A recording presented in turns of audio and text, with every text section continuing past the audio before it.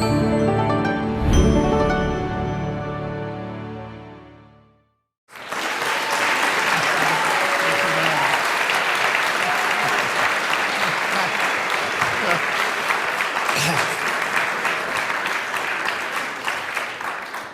ladies and gentlemen, I think it's pretty obvious that I'm perishing by degrees.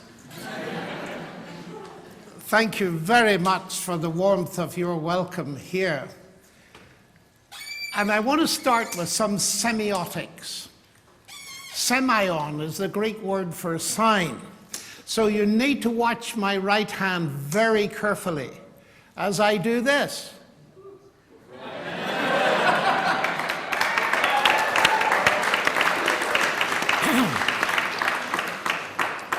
Don't ask me how I knew about that. But it really is a great pleasure to be with you. And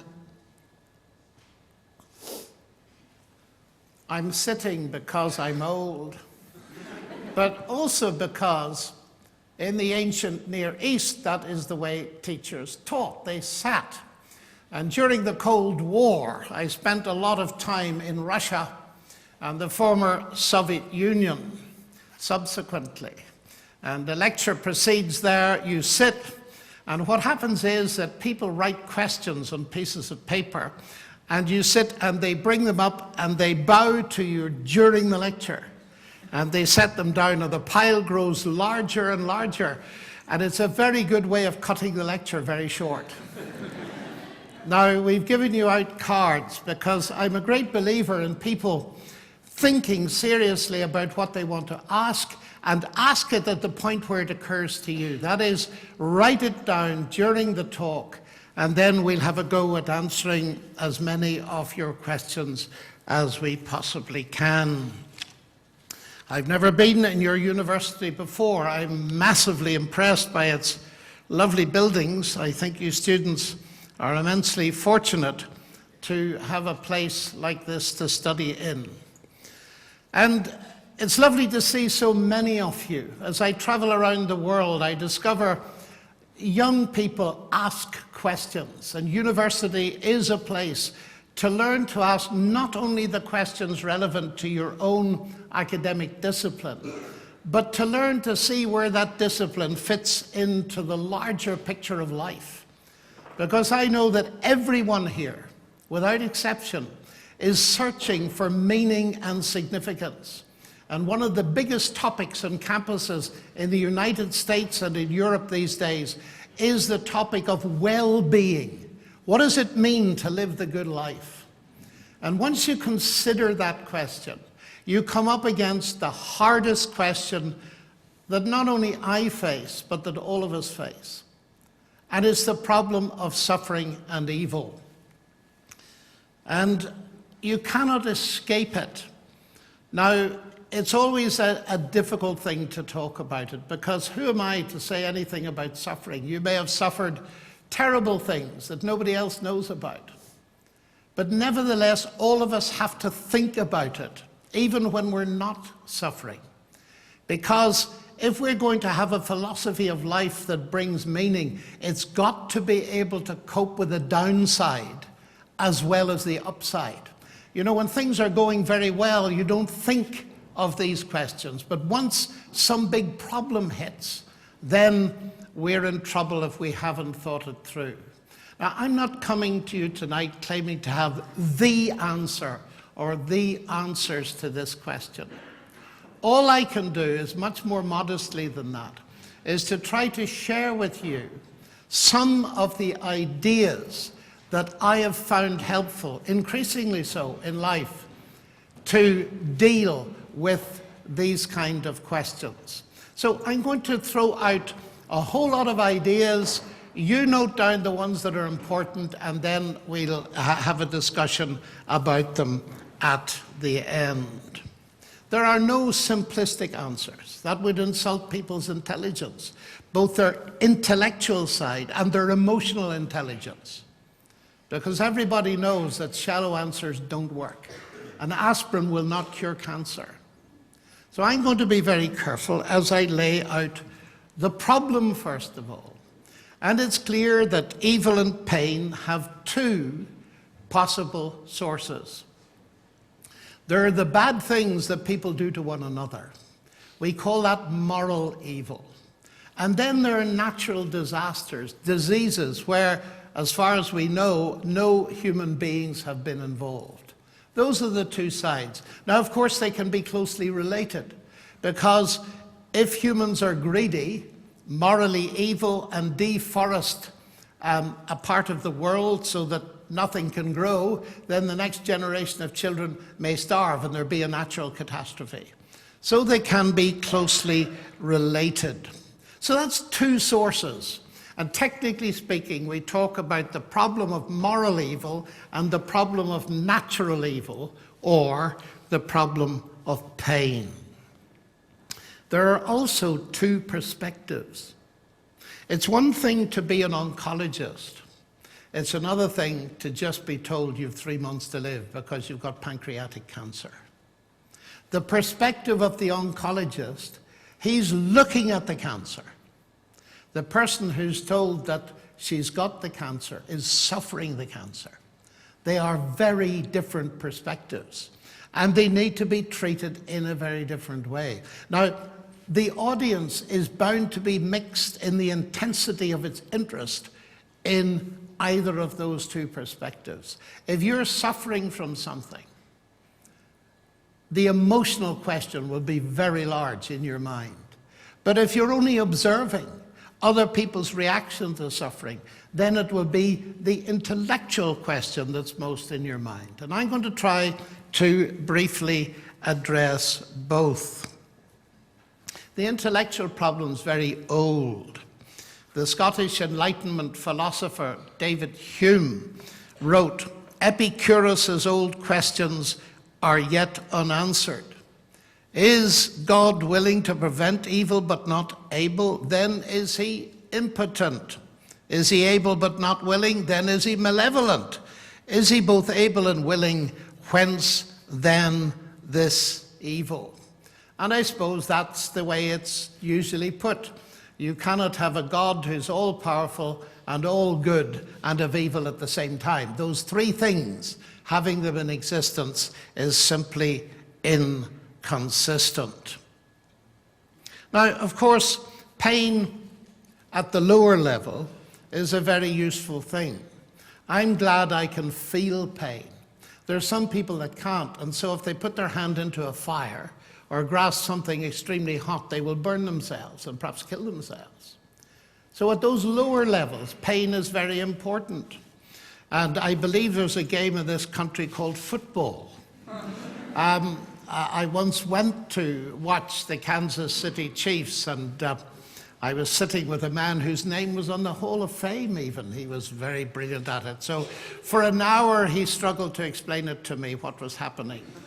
And he said, "Have you got it now?" I said, "Yes, I've got it exactly." He said, "Tell me, what is football?" I said, "It's a series of prayer meetings interrupted by war." And as I watched those colossal men, one of them was knocked to the ground and obviously writhing in immense pain. Now, you know as well as I do that those guys will endure endless pain to become top footballers. And we recognize that in sport, that there's going to be pain. We also know that at certain levels, going through suffering can develop our character. Dostoevsky, the Russian novelist, once said, "I cannot imagine a great person who hasn't suffered." We can cope with that. But what we can't cope with is where the pain seems to be utterly overwhelming, where we simply short circuit at the level of it. And we say, okay, we can understand the first bit, but please don't tell me that having thousands of people wiped out by a tsunami is going to help them some way, or being shot to death by ISIS or something like this.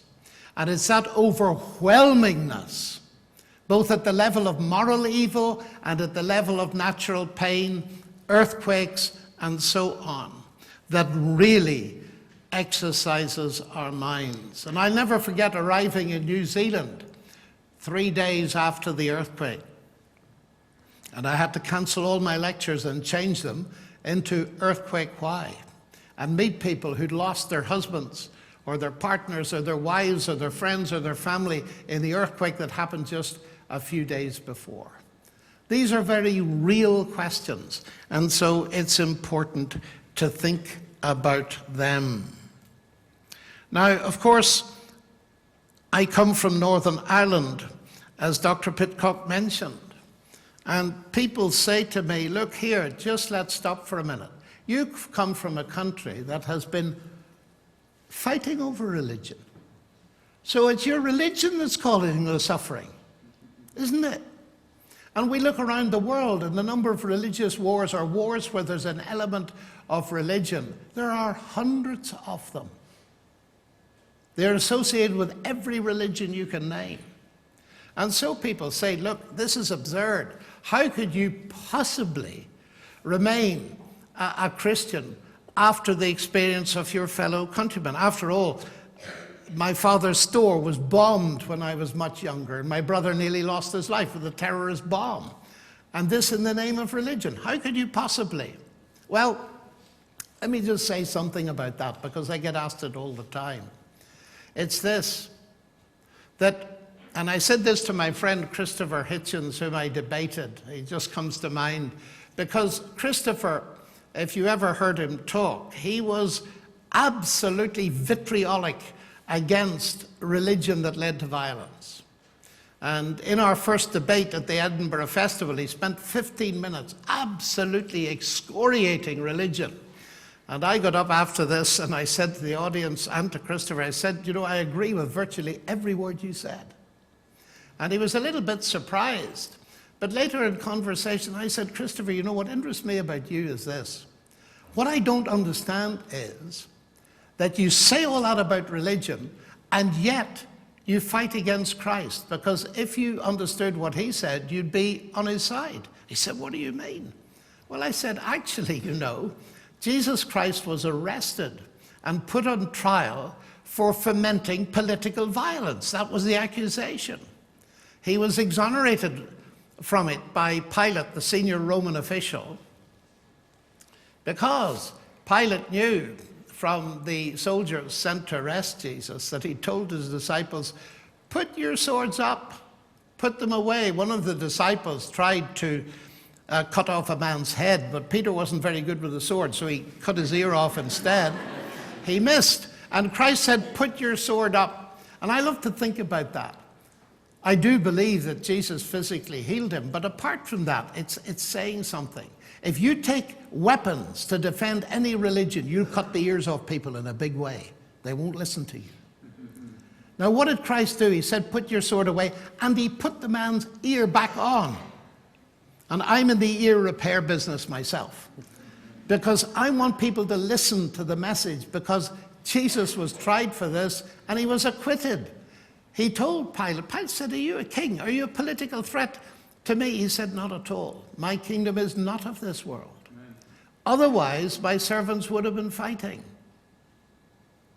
You see, I said to Christopher Hitchens, Jesus is on your side. He was as much against religious violence as you are. So that's very important. I often say it like this.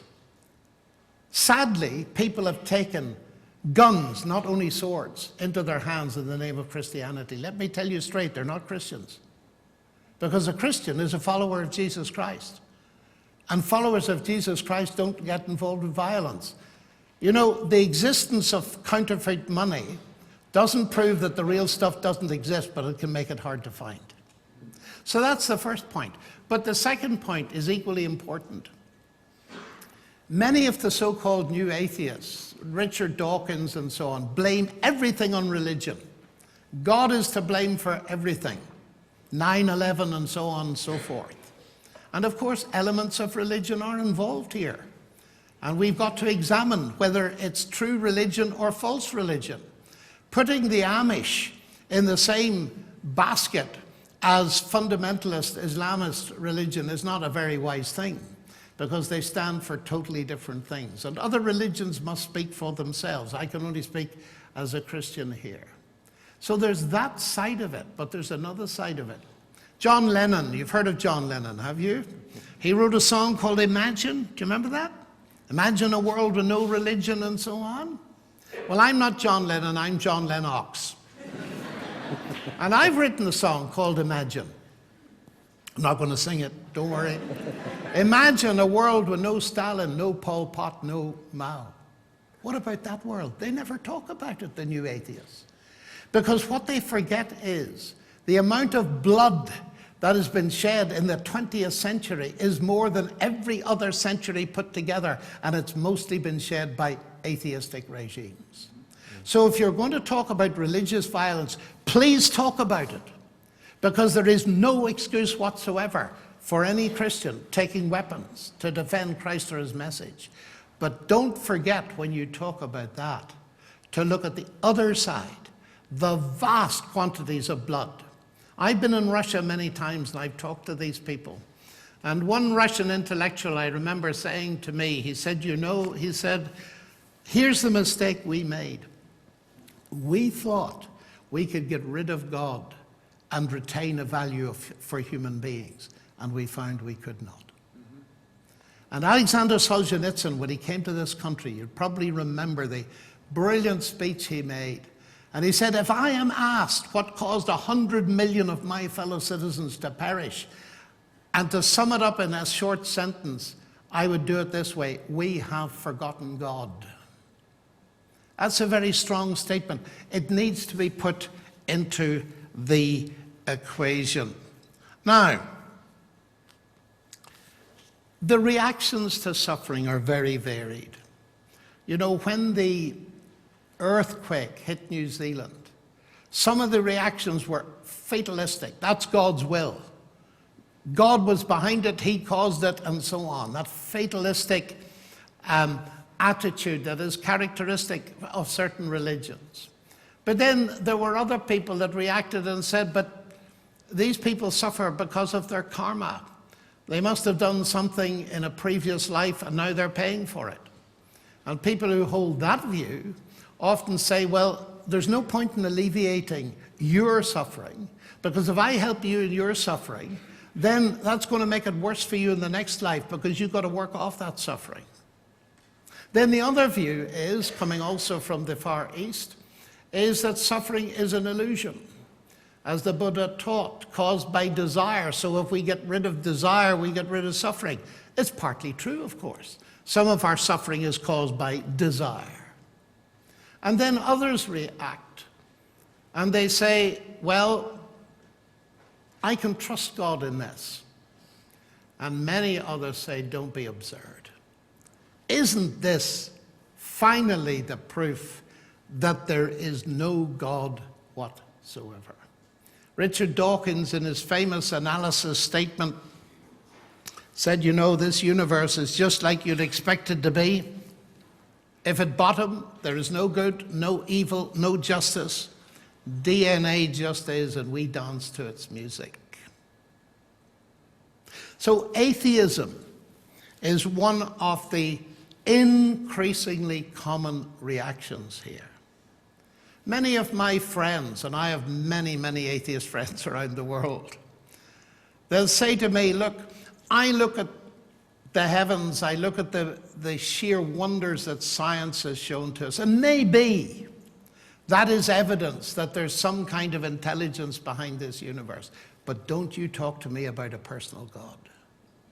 Isn't it obvious to you? Look at Auschwitz. Look at the Holodomor, hunger in Ukraine, where I've been very often. Look at this, look at that. Don't talk to me about a personal God who cares. You're insulting me. Now, I want to say, ladies and gentlemen, I have the deepest sympathy for people that become atheists for those reasons. I've stood in Auschwitz many times, and I've wept every time. Just the sheer overwhelmingness of it is inconceivable. It blows a fuse in your mind. And I've wept with many people who've told me that they're the only surviving relative. These are very deep and real things. Now, try and follow me here. There's an intellectual side to this.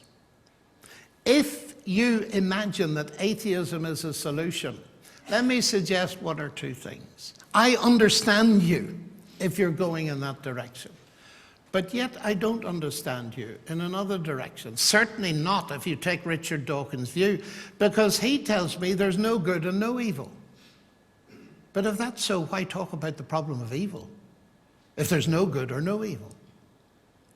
If there is no God, I will want to know where you get the concept of good and evil from. Because if there's no objective, transcendent standard of values, our values are just subjective evaluations, just personal opinions, as many people today believe, under the influence of some kind of postmodern thinking. So where were you going to get evil from? So I will want to know that. Dostoevsky again once said, if God does not exist, everything is possible or permissible. Now, he didn't mean that atheists can't behave. That's an insult. My atheist friends could put me to shame morally. And from where I sit, the reason for that is very clear. That whether they believe in God or not, they're moral beings made in the image of God. So of course they can behave morally. That's not Dostoevsky's point. Dostoevsky's point is much deeper. He's saying there's no ultimate intellectual justification for good and evil if there is no God. And that needs to be thought through very carefully, because it is a very important point. Charles Taylor, author of a brilliant book on this secular age, he writes this, the modern age has tried to retain the ideas of moral right and wrong, not noticing that in casting God aside, they have also abolished the conditions of meaningfulness for moral right and wrong as well. Educated people do not need to be told. I'm afraid he's wrong there, they do need to be told. However, that questions such as these have never been answered outside of religion. Now, Friedrich Nietzsche is one of the most powerful commentators on these things. I quote him, "When one gives up Christian belief, one therefore deprives oneself of the right to Christian morality. Christian morality is a command. Its origin is transcendental. It possesses truth only if God is truth." This is Nietzsche. It stands or falls with a belief in God. Now that's a very interesting thing. He connects morality with belief in God. Now, is there such a thing as absolute morality? I think there is, and I think we all deep down believe it. Is there anyone here who would say that under circumstances torturing babies is morally justifiable? If it isn't, you believe in something that's absolutely wrong. And J.L. Mackie was a famous atheist, notice, ethicist and philosopher at Oxford. And he pointed out that there's a very short step from the existence of absolute morality and belief in God. But now the problems start to pour in. So let me look at some of the most difficult problems very quickly indeed. The first one is this. Surely God could have created us, if there is a God, without all this capacity for moral evil. If you're going to believe in a creator God, look, doesn't it make sense to believe in a sensible creator who doesn't make such a mess of it and produce people like me who are perfectly capable of doing evil and doing wrong? You might be surprised at my answer to that question. Of course he could. Of course he could. You can do it. You can create a robotic world where there's no morality at all. And there's no good and no evil. But, and here's the catch. God could create a world of robots and machines, but you wouldn't be in that world because you are a human being. And it's interesting, once we start to ask this question, if we're not careful, we find we're wishing ourselves out of existence. Because you see, the most magnificent thing about you is that you, from my perspective, but it's always worth listening to a perspective. That's what the Veritas Forum is about, before you reject it. From my Christian perspective, the most magnificent thing about you is that you're made in the image of God, and you've got the capacity to say yes or no. You've got the capacity to love or to hate. Why would God risk making beings like that? Well, some of us here have children. I remember holding the first little girl. She was about this size, and I thought her head was about to fall off, as most parents do. Did you have that experience? Yeah. And I realized, look, you could grow up to reject me. You could grow up to perpetrate the most awful crimes. And yet I brought you into existence. Why take the risk, ladies and gentlemen? Well, we all know why. We think it's worth doing. We'd rather have a child than a robot. I've been married for 47 years, and I certainly wouldn't want a robotic wife to go home and press the iPad that's up here and says kiss, and you get a mechanical kiss. Would you be interested in that? Well, I don't think so. But seriously, we need to realize, and I think C.S. Lewis was dead right here. I found him so helpful in many things, that if you're going to have a world where love is possible, it must be a world where hate is possible. You cannot avoid that. And it's well worth reading Lewis's book, The Problem of Pain, or Mere Christianity, or so on. Now, of course, that's moral evil. Natural evil doesn't come under that. Earthquakes and all this kind of thing. And the same question now comes. Couldn't God have created an earth where tectonic plates didn't collide? Now, when I landed in New Zealand, I was faced with this on television, on radio. In fact, if you're interested in a detailed discussion of this whole question, just Google my name in New Zealand, and there's a whole web page with all kinds of interviews on it. You think of tectonic plates. Now, here's the extraordinary thing. Quite by accident, I was reading, a week before I went to New Zealand, a book on tectonic plates. I like to keep informed about things. And the writers were arguing that the motion of tectonic plates is absolutely essential to having life on Earth. What? So here we have almost a paradox, isn't it? Because the tectonic plates shifted and many people died, and yet all of us would die if they didn't shift. It just pushes the question back. Couldn't God have made a world in which they shifted but nobody died? Could God not make fire that heated but didn't burn?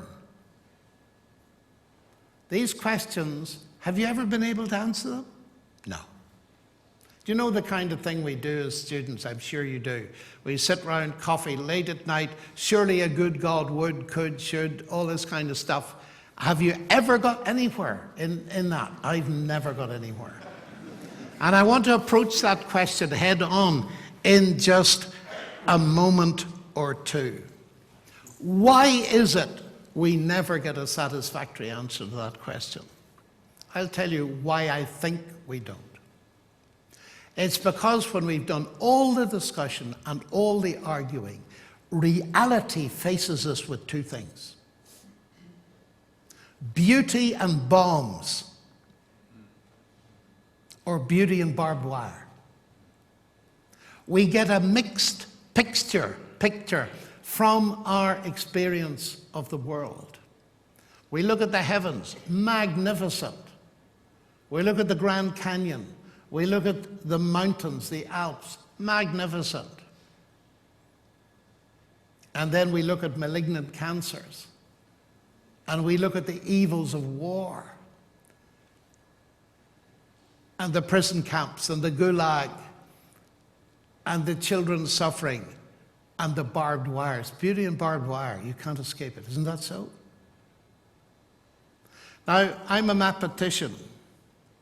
And one of the things about mathematics is this, that if you can't answer a question, you move on and try to ask a different one. I found that very helpful in life, but particularly on this question. We can't answer the question that David Hume put, surely a good God would, could, should, because we're faced with beauty and barbed wire when we've ended the discussion. So no answer that doesn't face that issue is going to help. How do we face this mixed picture? Well, I'm going to suggest that the question we can ask, and this is the one I do ask, is a very simple question.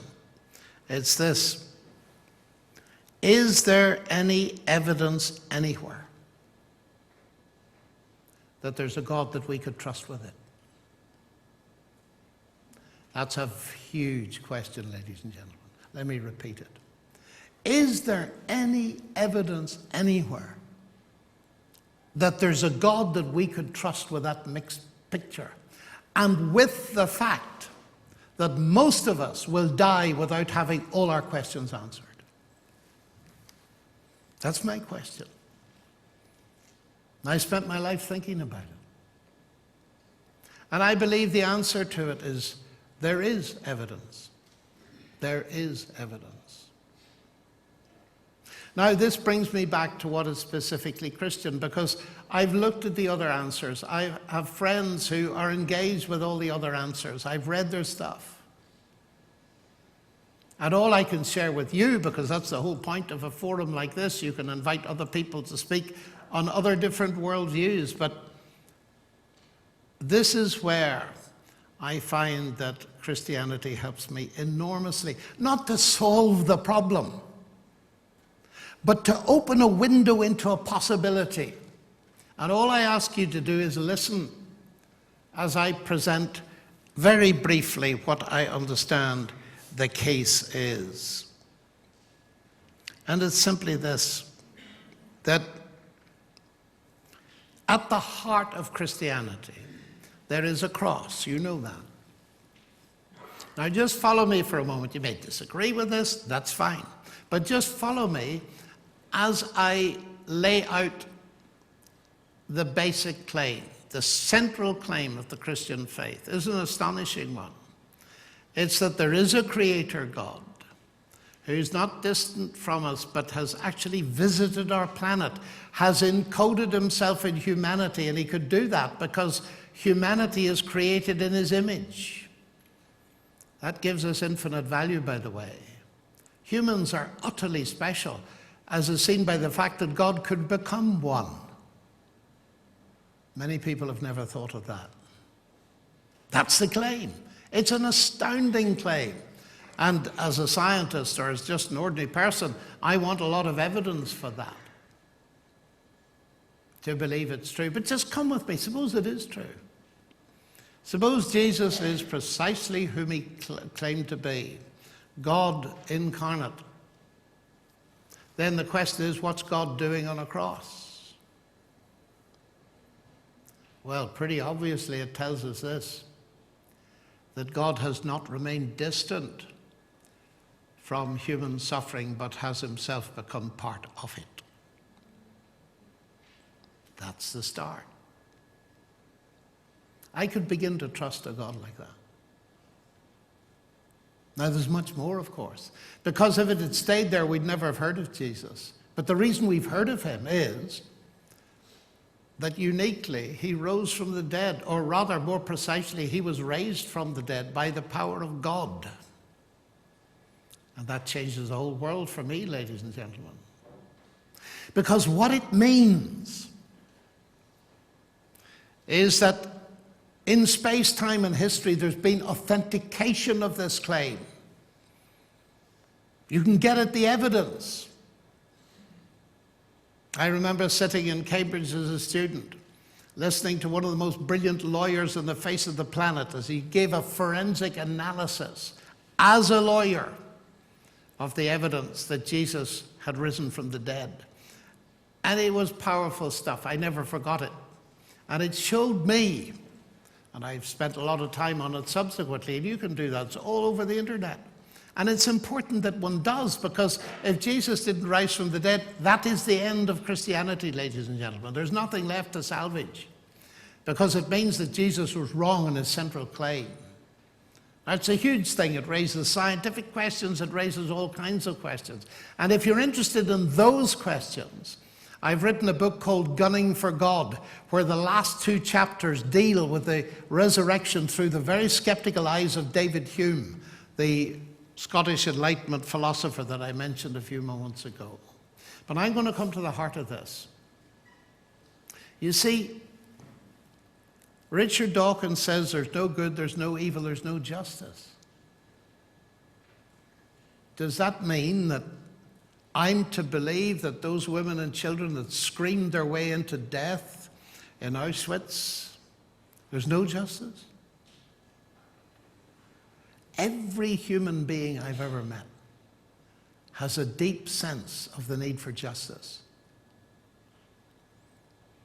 You watch what happens in your mind if you're accused of doing something wrong. Wow, do you want to? And I want to. Get it clear. I didn't do it. And here's the evidence. We do want to be vindicated. Of course we do, because we're moral beings. Is there going to be justice? And when the early Christians, notably the Apostle Paul, went to Athens, to the philosophical court, the center of the intellectual world, the Areopagus, Paul stood up, and to those brilliant philosophers he said, you know, there is going to be a judgment, ladies and gentlemen. There will be a final assessment. How do I know? Because the judge has already been appointed. God raised Jesus from the dead. Well, it was like a nuclear bomb hitting the place. But that's glorious, isn't it? You see, ladies and gentlemen, I don't believe that the people that caused 9/11 are going to get away with it forever. Atheism tells me they will. Now, when I raised this with Richard Dawkins, he said to me, but, you know, I work for justice in this world. I said, wonderful, Richard, so do I. But you don't believe there's any ultimate hope. There is no, by definition.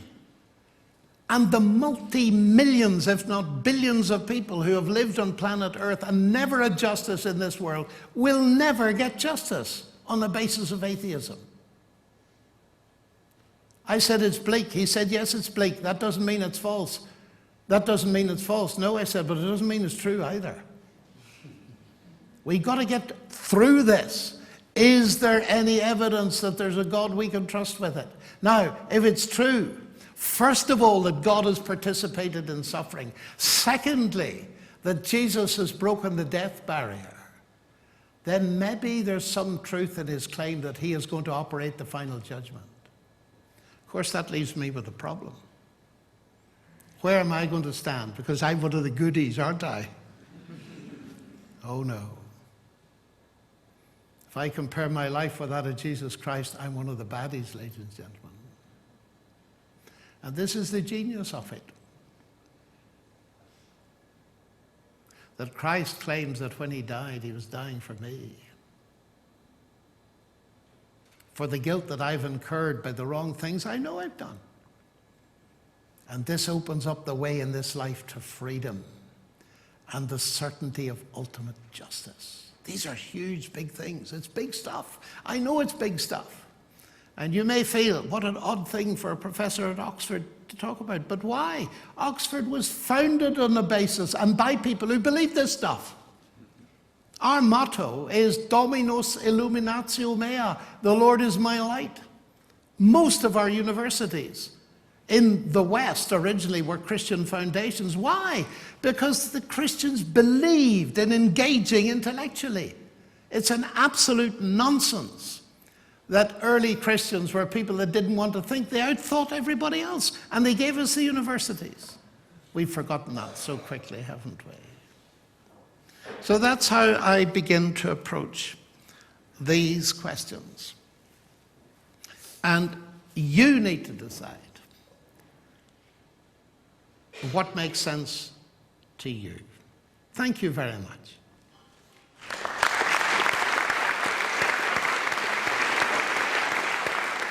We're going to ask a few questions. We're going to start out with a lighthearted one. You're a mathematician, and mathematics is responsible for quite a bit of the suffering in my life.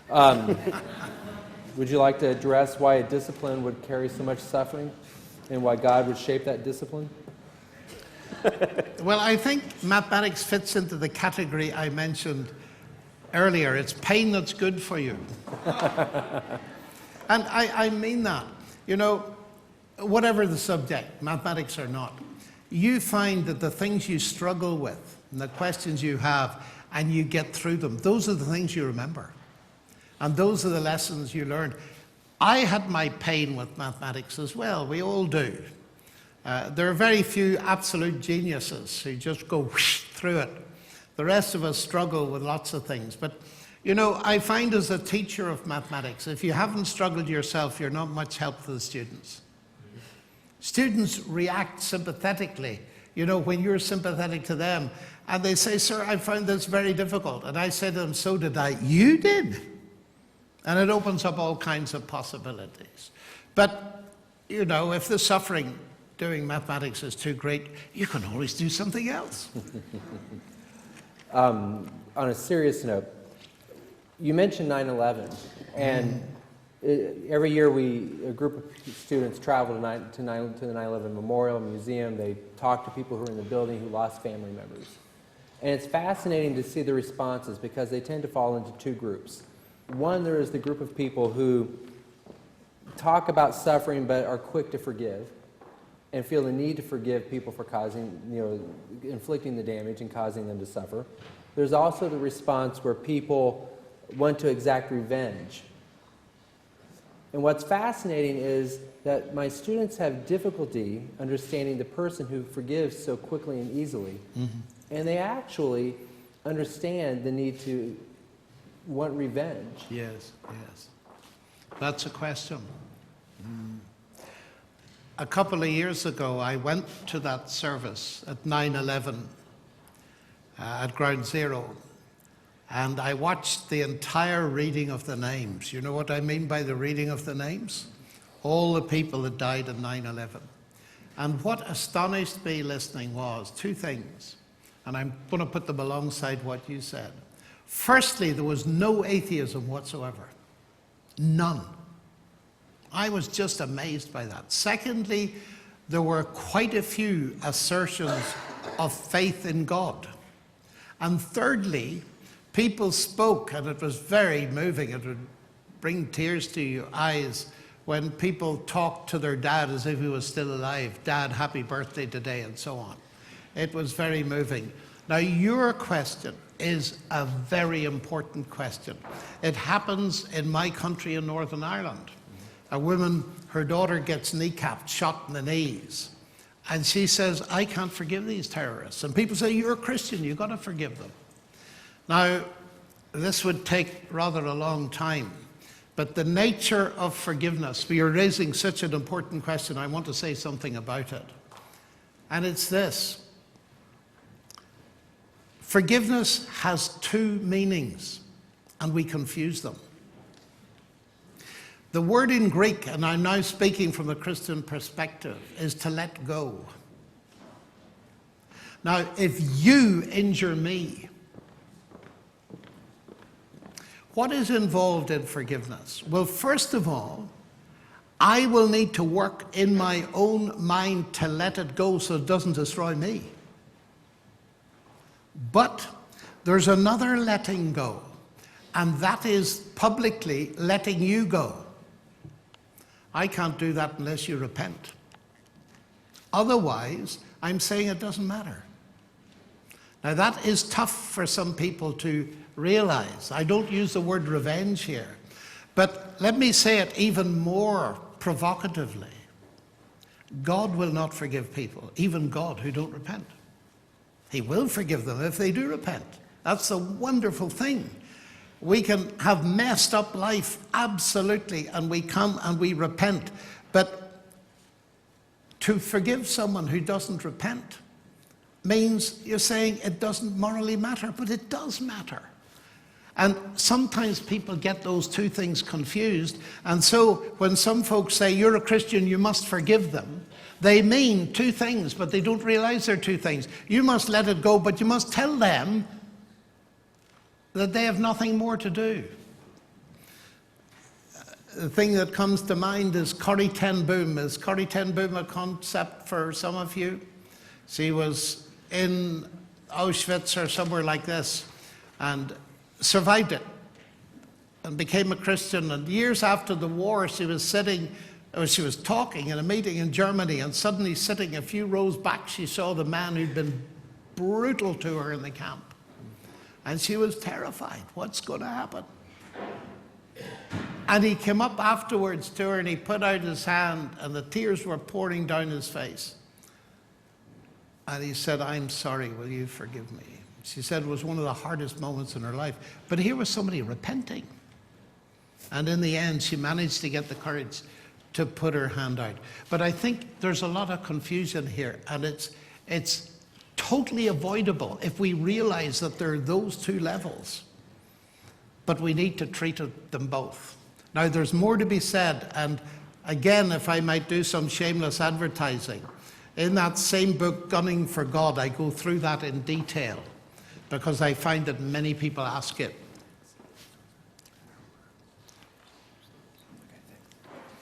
So we've got 1,000 questions, have we? Yeah, and we're going to look at these here real quick. I have one more question, and then we'll move to the audience. You mentioned your work with Christopher Hitchens, 2 debates, friend, passed away, cancer. It was fascinating. In one of his final interviews with National Public Radio, they interviewed him, and they talked to him about suffering, and they asked what he was feeling. He discussed people who were praying for him and how that actually kind of offended him a little bit. But he has there's a quotation from that interview, and it reads, "In fact, one of my sort of occasional silly thoughts is this: I wish I was suffering in a good cause. I mean, a cause larger than myself or larger than just the mere issue of survival. I mean, if you're in pain and being tortured and you felt it was helping the liberation of humanity, then you could bear it better. I think I just feel this is partly random and partly the sort of cancer that gets people like me at about this age." Yes, it's sad that. It's very sad because you sense there, and I wouldn't want to second guess Christopher Hitchens, but you sense there him realizing that there must be a bigger picture into which things fit. And his feeling that his particular instance of cancer didn't fit in. He thought it would, of course, because he volunteered, so I believe, to have experimental cancer treatments applied to him by no less than Francis Collins, the director of the National Institute of Health. Now, Christopher, of course, was a master of words and was very careful to cover every eventuality before he died. And he said, if you hear of a deathbed conversion, don't believe it. But what I can tell you is that in a few weeks' time, there will be published a book in the United States called The Faith of Christopher Hitchens. It's written by a man called Larry Taunton, whose website is well worth looking at. Larry Taunton is from Birmingham, Alabama. He arranged all of my debates, and he runs a little group called Fixed-Point Foundation. You'll find a lot of very interesting stuff there, but he has written a book because he got to know Hitch really well after his debate with me, and then Larry debated him, and they became friends and traveled around the United States a bit together. And he's written a book called The Faith of Christopher Hitchens. So that might interest you to read. This is a personal question. What age did you become a Christian and how? Well, I don't know really, in the sense that my parents were believers. They were very unusual people in Northern Ireland. They were Christian without being sectarian, and secondly, they allowed me to think. I owe them an unrepayable debt for both of those things. And they lived Christianity, so I grew up in a home where I had living examples of Christianity that was expansive, it was outward going, it encouraged thought, it encouraged reading, and so on. It never occurred to me that there were narrow-minded Christians. but I discovered that later. They were remarkable people, and I suppose I made my first steps towards God when I was 6 or 7. But you know, I'm looking back over 60 years, well over 60 years, and it's very difficult to remember exactly what happened. You see, it is true, we are not Christians by birth. You have to become a Christian. But now looking back, the crucial thing is not what happened to me necessarily in some dim and distant past. It's what does Christ mean to me today? It's not the start, it's the whole life. And I've lived with Christ for at least 60 years. And that is the proof. And let me add to that something that's quite important. People often say to me, you know, you're a scientist. You believe in testing things, don't you? Now, come off this Christianity stuff. You can't test it. And I said, where did you get that idea? Of course you can test it. Of course you can test it. I wouldn't sit here for a moment and claim to be a Christian if I didn't believe it was testable. Let me give you one example of that. Christ claims that if we are prepared to trust him and repent, as I mentioned earlier, and trust him as Savior and Lord, we receive a new life. We receive forgiveness. We receive peace with God. We receive a new power to live. You can test that. You know, when you see young people, let me tell you about another Veritas forum. I can't remember where it was. I think University of Pennsylvania. And when I'd finished, there was a huge audience, and way up in the balcony, there was a Chinese student. And he shouted down, just as I'd finished, "Look at me!" And I thought, what's going to happen? You see, what? Look at me. So I looked at him, of course, and everybody else did. And I said, "I'm looking at you." He said, "Look at my face." It was shining. He said, "A few months ago, I heard you speak at Stanford or somewhere like this." He said, "My life was in a complete mess. And I listened to what you had to say." And he said, "Eventually, I came to see who Jesus was, and I trusted him, and just look at me. My life is completely transformed." Now, ladies and gentlemen, when you see that hundreds and hundreds of times, and see young people come off narcotic addiction, come off alcoholic addiction, come off all kinds of things that are freaking out their lives, and their lives are transformed, they have a new power and a new reality, well, you add 2 and 2 and you get 4 when they connected with Christ. I watched television last Sunday, and it was coming from a prison. And the people were talking about how they'd found new life in the prison, and connected with that there was a rehab center. And one man said, what was it about this place? Well, he said, walking through that door saved my life. And I said, how did that happen? And he said, look, in there I met Christ and he changed my life. Now, when you see that again and again and again, I sometimes say to people who raise this question, look, let's meet here a year today. I'll bring 500 people whose lives have been utterly transformed for the good through Christianity. Please, you bring 500 for whom atheism has had the same effect. Now, I mean that quite seriously. Because in the end, if it's not testable, then it's not worth having. But sorry, that wasn't quite an answer to the question, but there we go. You're welcome to just roll with it wherever you want, okay? Off you go again. This person in the audience wants to know, notes that the God you have described tonight is one who is empathetic to our frailties. Is this the only way to know and believe this faith? Well, wait a minute. I think there may be a confusion behind the question. I may have misread. They have an interesting script.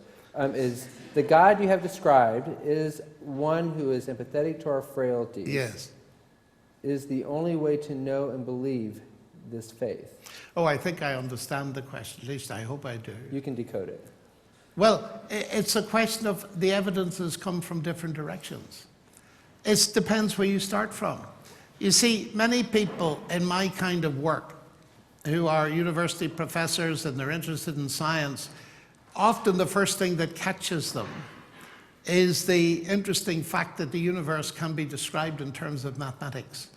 And they come across that bridge to realize that maybe there's an intelligence behind the universe. And then that becomes more specific when they hear the Christian claim. Other people, what hits them is suffering and pain.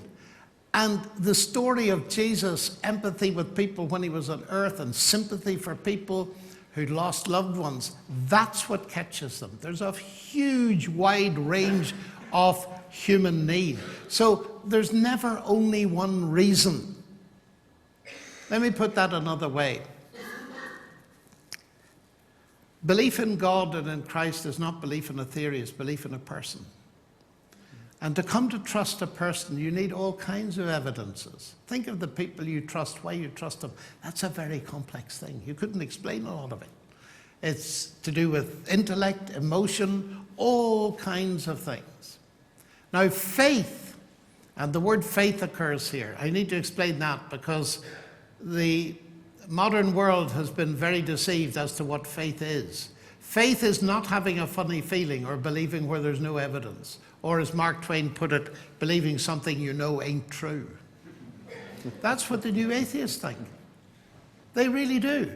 They think faith is a religious word that means believing where there's no evidence. Faith is an ordinary word that means trust and it's based on evidence. Otherwise, we'd be very foolish. And it's very important to realize that trust in a person has many, many dimensions. That's why, for me, the evidence is cumulative. It comes from many different areas. It comes from science, it comes from my study of the world, it comes from my study of literature, it comes from scripture, it comes principally from my relationship with Christ. All of that adds up together. So we'll try and keep the answers short so we can get through as many as we can. All right.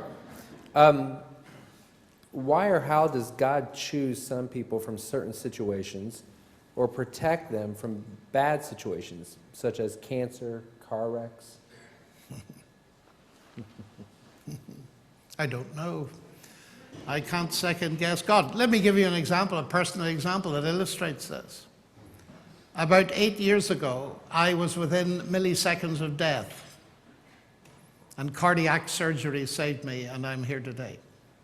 People say, isn't that wonderful? God saved you and so on. Well, yes, I'm grateful to God for that. But in the same week, my sister, her 22-year-old daughter, got an explosion in the brain, a brain tumor that killed her. If I thank God, what am I to say to my sister? The ways of God are beyond our understanding, and that's why I say we're faced with beauty and barbed wire. And a why question like that, ultimately, I don't know the answer to it. And I know my sister will eventually die without that question being answered. I do believe, though, she'll get an answer one day. Because the immensely encouraging, well, this just shows I'm getting old. But I'm near the end of life by definition compared with you young people.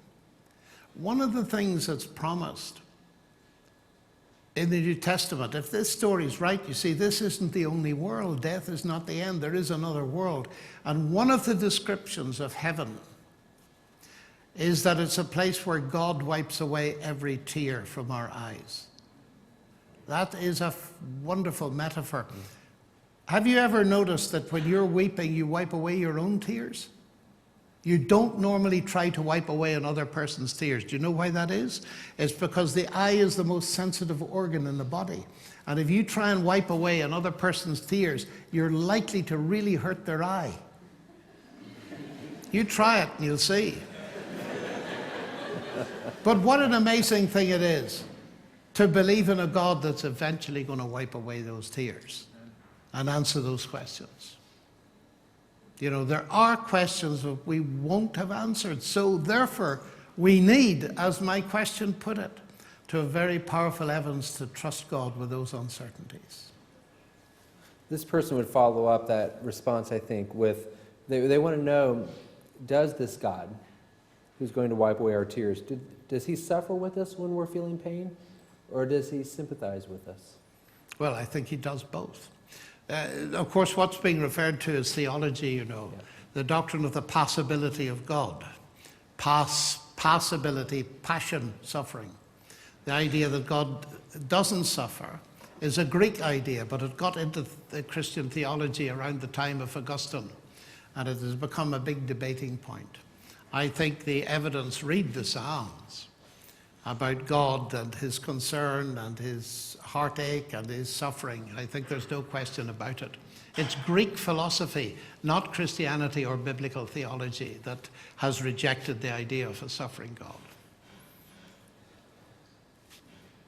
We're going to move and talk a little bit about university culture.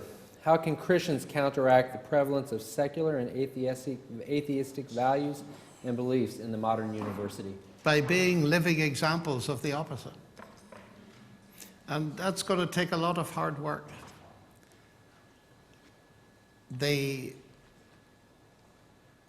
is a lot of secularism growing in the West, and the interpretation that's behind so much of our educational systems in the West is naturalism.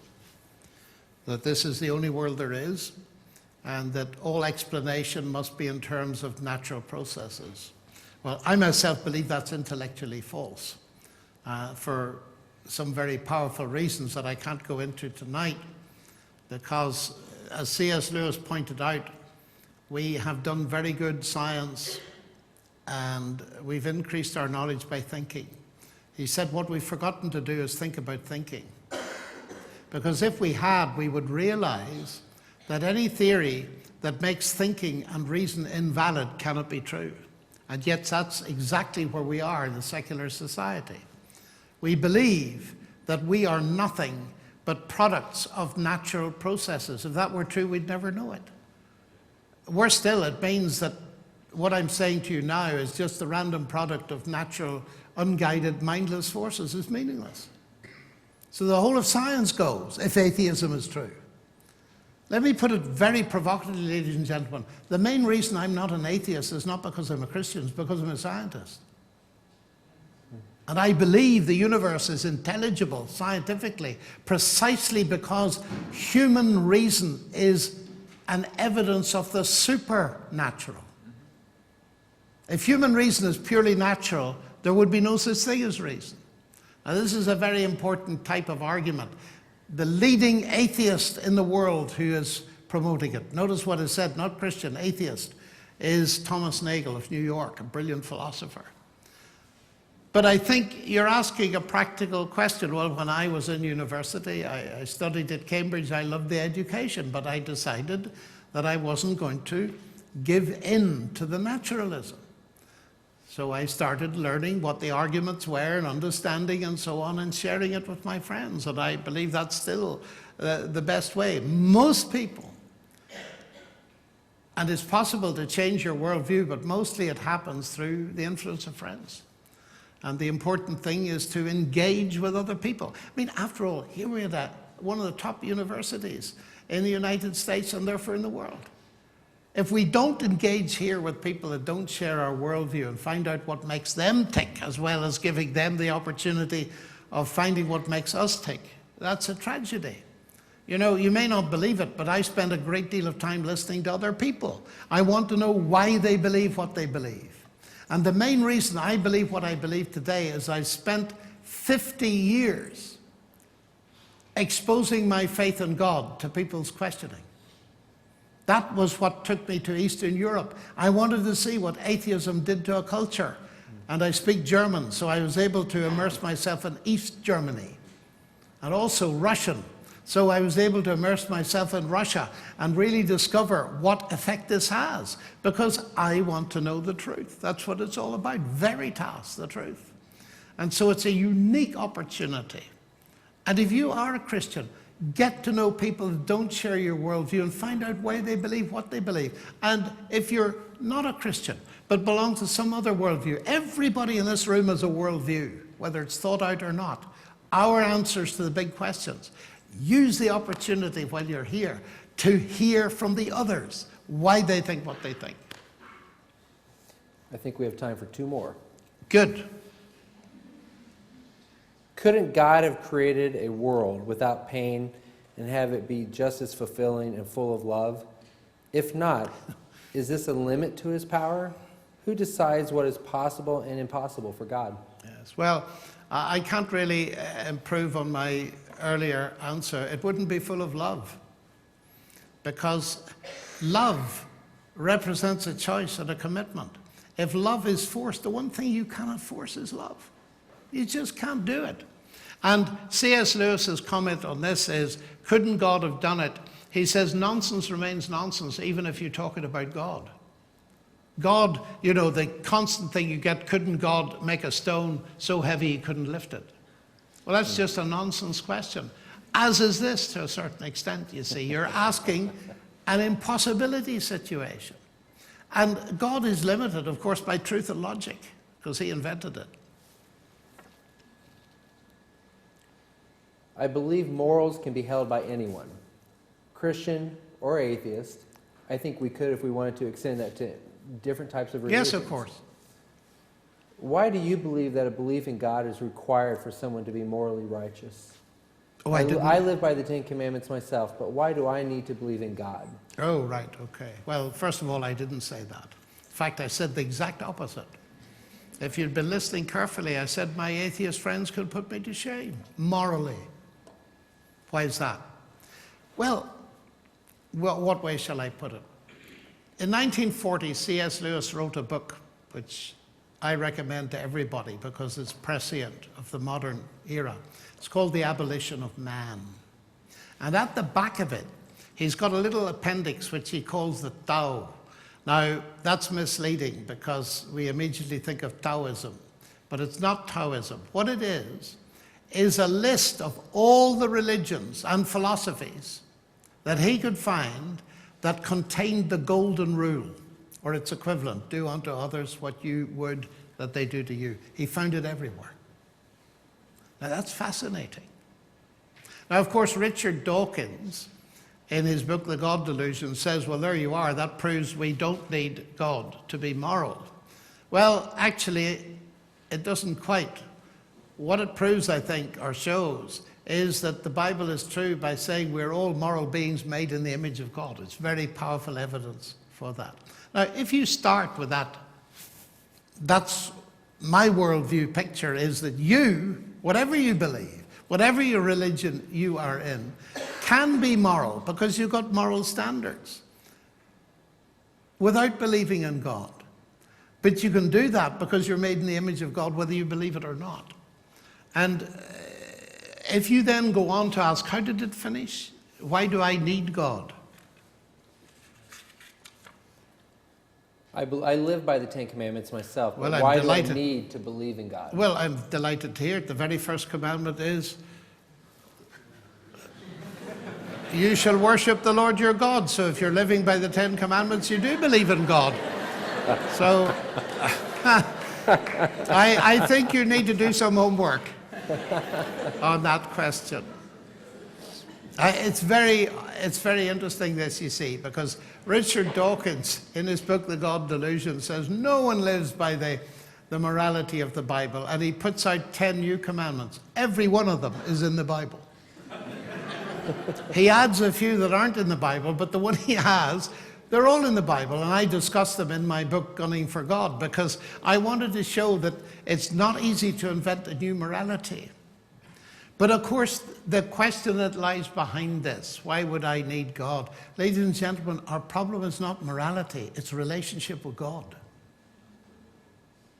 And if we take morality, the Ten Commandments, seriously, we'll realize we don't keep them.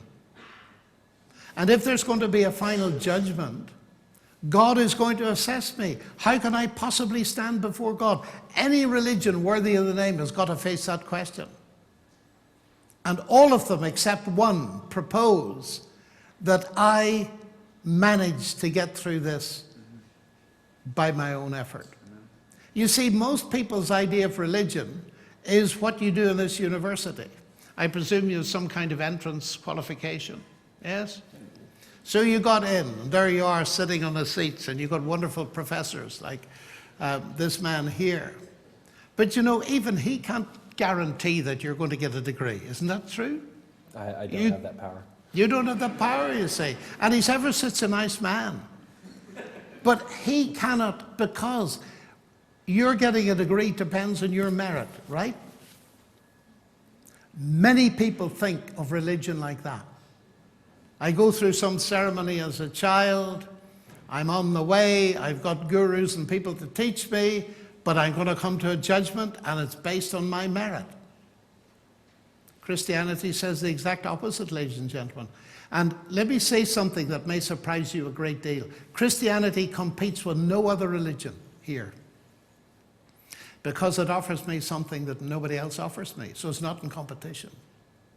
It offers me forgiveness here and now because it tells me a message that is utterly magnificent, that I can face that judgment because what Christ offers doesn't depend on my merit. I cannot merit God's forgiveness. I mean, I can't scrub out the mess I've made of life, nor can you. And no matter how good I am from this day on, I'm not going to scrub that stuff out. If God is holy, if he's worthy of the name God, then something much more radical has to be done. And this is where the resonance of Christianity is magnificent to me, that Christ died for me. In other words, however mysterious it is, and it is, but we don't even understand gravity, so don't react too badly when you meet something in Christianity that's deep. That somehow when Christ died on that cross, he was bearing all the mess I'd made. And he offers me, if I trust him, that I can know here and now, not waiting for a judgment, because it depends on him and not me. That is utterly unique. There are many commonnesses in the morality of various religions, but here's utterly unique. Nobody offers me that but Christ. And so it's not arrogance or anything else to receive from him what nobody else offers me. That's why I'm a Christian. Tonight you described me what it was like to be in a room with C.S. Lewis and to watch him come and give a lecture and depart in dramatic fashion. You talked about the impact that had on you. Tonight, I think your presence, your words, your message had a similar impact on many people in this audience. Thank you so much for being here. My pleasure, and thank you. Thank you.